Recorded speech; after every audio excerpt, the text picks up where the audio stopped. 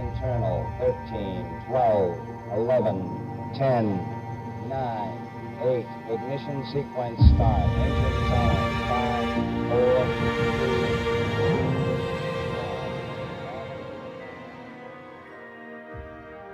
Have you ever wondered why we stopped flying? In 1969, we were walking on the moon. My grandfather thought that by the year 2000, he'd be buying a ticket to Mars. Sci-fi writers promised us cities in orbit and vacations on the rings of Saturn. But instead, we got stuck. For 50 years, we locked ourselves in low Earth orbit. Space became boring. Space became expensive. It became a place where only a select few government employees went, riding on technology developed half a century ago. But look at the screen. What you are seeing right now isn't CGI from a new Christopher Nolan movie. That is a 230-foot tall piece of stainless steel falling from the sky, being caught by a giant pair of mechanical arms. It looks like a video played in reverse. It looks like a violation of the laws of physics. But this is reality. We are living through the fastest and most aggressive revolution in transportation history since the steam engine. What SpaceX is doing with Starship, and how Blue Origin, Rocket Lab, and China are chasing them, isn't just about new rockets. It is a complete rewriting of the rules. Used to be, putting a kilogram of cargo into orbit cost as much as a new sports car. Right now, that price is dropping to the cost of an old iPhone. And soon, it might drop to the price of a nice dinner. Today, we aren't talking about Elon Musk's dreams. We're going to talk about cold, hard physics, brutal economics, and the engineering madness that is finally unlocking the door we slammed shut 50 years ago. How did we get here? Why is this happening now? And perhaps the scariest question of all, what happens if they fail? Buckle up. We're lifting off. Hearing good control on the roll from teams of mission control. To understand the scale of this revolution, you first have to understand the trap we were stuck in. That trap is called Earth's gravity well. And the keys to that prison cell are held by one cruel equation, the rocket equation. Here is the drama. To get anything into space, you need to reach orbital velocity, almost 8 kilometers per second. To go that fast, you need fuel. A lot of fuel, but fuel has weight. So, to lift that fuel, you need even more fuel. It's a vicious cycle. The result: every rocket built by humans before the 21st century was basically 85 to 90% fuel, 8% metal, tanks and engines, and only a pathetic 2 or 3% left for the payload, for the satellite, or for the capsule with the humans inside. Think of it this way. Imagine you want to fly from New York to London. You buy a massive Boeing 747. You fill it with fuel. You fly. You land at Heathrow. You get off the plane. And then you burn the plane on the runway. For the return trip, you build a brand new Boeing. Sounds like total madness, right? But that is exactly how spaceflight worked for 60 years. We were throwing away rockets, masterpieces of engineering, engines worth tens of millions of dollars, complex electronics. All of it either burned up in the atmosphere or sank to the bottom of the ocean after a single use. Of course, you might say, but what about the Space Shuttle? Ah, the shuttle. the most beautiful and tragic lie in the history of engineering. It was sold to Congress and to us as a space truck. The idea was to fly often and fly cheap. But reality was brutal. The shuttle was only partially reusable. That giant orange tank, thrown away every time. The solid rocket boosters, they fell into the ocean, were fished out, scrubbed of salt water, taken apart, and rebuilt, which cost almost as much as building new ones. And the orbiter itself. After every flight, it had to be taken apart by hand. Every single one of those 24,000 heat tiles had to be inspected. In the end, a shuttle launch didn't cost $10 million as promised. It cost $1.5 billion for one ride. You could build a small city for that money. Space remained an elite club. Until one guy who made his money on internet payments decided that the rules could be broken.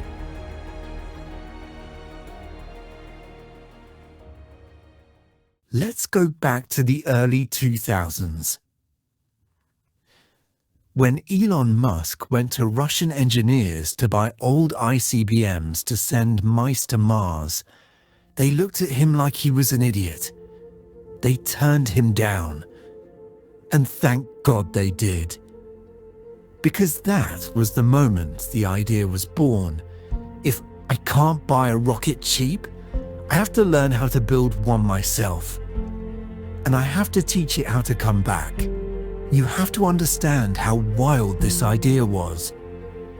Landing a rocket booster vertically is like trying to balance a broomstick on your finger during a hurricane. Except the broomstick weighs 25 tons, falls from space at hypersonic speeds, and your finger is standing on a rocking barge in the middle of the Atlantic. Every expert, from NASA to Roscosmos, said, "It's impossible. The fuel you save for braking eats up your payload. It makes no economic sense." And for the first few years, it looked like the experts were right. SpaceX almost went bankrupt in 2008. 3 explosions in a row. If that fourth Falcon 1 launch hadn't worked, the company wouldn't exist today. We wouldn't be talking about Starship. But they survived. And they started trying to land. Do you remember those videos? Explosion. Another explosion. The rocket tips over. The leg snaps. Explosion. It looked like a comedy of errors. The internet laughed. But SpaceX engineers were doing what government corporations were too scared to do. They were testing in hardware. They didn't sit over blueprints for years. They blew stuff up, looked at the data, fixed it, and launched again. December 2015, Cape Canaveral. Night. A Falcon 9 takes off, deploys its satellites, and then the first stage turns around and flies back. Those who watched the live stream remember that sound. First, silence. Then a bright spot of flame in the darkness. A sonic boom, and there it stood, in the middle of the concrete pad, unharmed. In that moment, the history of spaceflight split into before and after. What did this change? Everything. The cost to put a kilogram into orbit with Falcon 9 dropped to $2,000 or $3,000. That's 10 times cheaper than the shuttle. But more importantly, they proved that a used rocket could fly again and again. Some Falcon 9 boosters have flown 15, 20 times. Imagine the savings. You're only paying for fuel and inspections. It destroyed the market. tracking cameras. Roscosmos, the European Arianespace, America's ULA, they all suddenly found themselves selling rotary phones in the age of the smartphone. But Falcon 9 was just the beginning. It was a toy compared to what was being cooked up in the hangars of Texas. If Falcon 9 is a reliable workhorse, Starship is a dragon. It is the largest, most powerful, and most complex flying machine ever built by humans. 120 meters tall, twice the thrust of the legendary Saturn V moon rocket. But it's not about the size, it's about the philosophy. Falcon 9 only saves the first stage. The second stage and the fairings still burn up. It's like throwing away the wings of an airplane after every flight. You save money, but not enough. Starship is built to be 100% reusable, like an airliner. Fill it up, fly. Come back, fill it up, fly again. If this works, the launch cost drops not by a factor of 10, but by a factor of 100. Musk talks about $10 or $20 per kilogram in the long run. That is cheaper than shipping a package via FedEx internationally. Look at it. Why is it shiny? That's stainless steel. Alloy 304L. When Musk decided to replace expensive, lightweight carbon fiber with heavy steel, engineers thought he was crazy. Steel is heavy, but steel is cheap. Steel is strong. And most importantly, steel handles heat. When you re-enter the atmosphere at 27,000 kilometers per hour, you need protection. Starship enters belly first, using its body as a giant air brake. This maneuver is called the belly flop. It looks like a falling skyscraper that, at the very last second, fires its engines, flips upright, and lands gently. And the engines? Raptors. They are works of art. They run on methane. Why methane? Not kerosene like the Falcon, not hydrogen like the shuttle. Because methane, CH4, can be found on Mars. The Sabatier reaction: you take water from Martian ice, CO2 from the atmosphere, and you make fuel to come home. Starship wasn't designed for Earth orbit. It was designed as a colonial transport.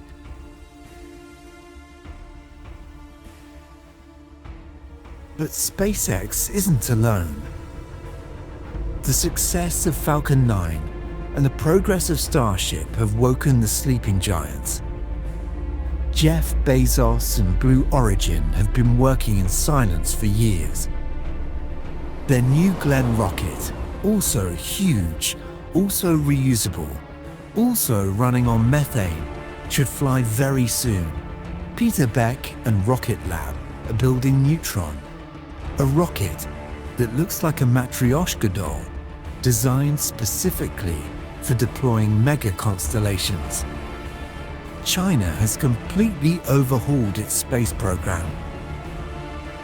Their future Long March 9th rocket looks suspiciously like Starship. Imitation is the highest form of flattery, isn't it? Why all this activity suddenly? Because space has stopped being a place for flags. It has become a place for money. Look at Starlink. Thousands of satellites providing internet anywhere in the world. It's a business model that prints money to fund trips to Mars. But cheap cargo delivery opens doors that were welded shut. Orbital tourism. Sure, but that's small potatoes. We're talking about manufacturing. Fiber optics grown in zero gravity are purer and better than Earth-made ones. Perfect crystals for processors. Pharmaceuticals. When delivery costs pennies, you can build factories in orbit. You can build giant solar power stations that beam energy to Earth via microwaves 24/7, regardless of the weather. You can start mining asteroids. A single metallic asteroid like Psyche contains enough gold, platinum, and nickel to crash Earth's economy. We are standing on the threshold of Gold Rush 2.0. Only instead of pickaxes and shovels, we have reusable rockets. Starship can lift 100 to 150 tons in one go. For comparison, the entire ISS weighs about 450 tons. 3 or 4 Starship launches, and you can assemble a brand new ISS in a week. This changes the architecture of everything we plan. Scientific telescopes. We no longer need to fold them like origami to fit inside a tiny fairing. We can launch giant mirrors. Missions to Jupiter and Saturn. Now we can send not a tiny 1-ton probe, but a full-scale laboratory the size of a bus. But let's get back to the main question. Why? Why spend billions of dollars, blow up steel towers, and risk lives to fly to a dead, cold, radioactive desert called Mars? Critics say, we have plenty of problems on Earth. Climate, poverty, war. Fix problems here before flying there. It's a fair argument. But it misses the point. Dinosaurs didn't have a space program, and look where they are now. Life on a single planet is fragile. One asteroid, one supervolcano, one nuclear mistake, and the light of consciousness in the universe goes out. Starship isn't being built so billionaires can take selfies against red sand. It's being built to make humanity a multi-planetary species, to create a backup drive for our civilization. Commercial space isn't about ego, it's about evolution. We are the first generation in Earth's history to possess the technology to leave our cradle. The door is open. Right now, while you are watching this video in Texas, they are welding the rings of a new rocket. In the next couple of years, we will see either the most spectacular fireworks in history or a human landing on another planet. And here we go.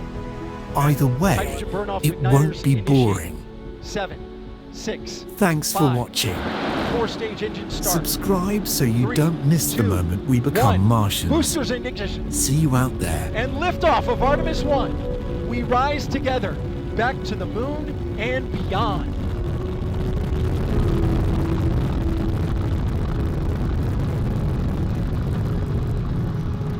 All 4 RS-25 engines on the core stage and 2 solid rocket boosters now propelling the vehicle at 128 miles per hour.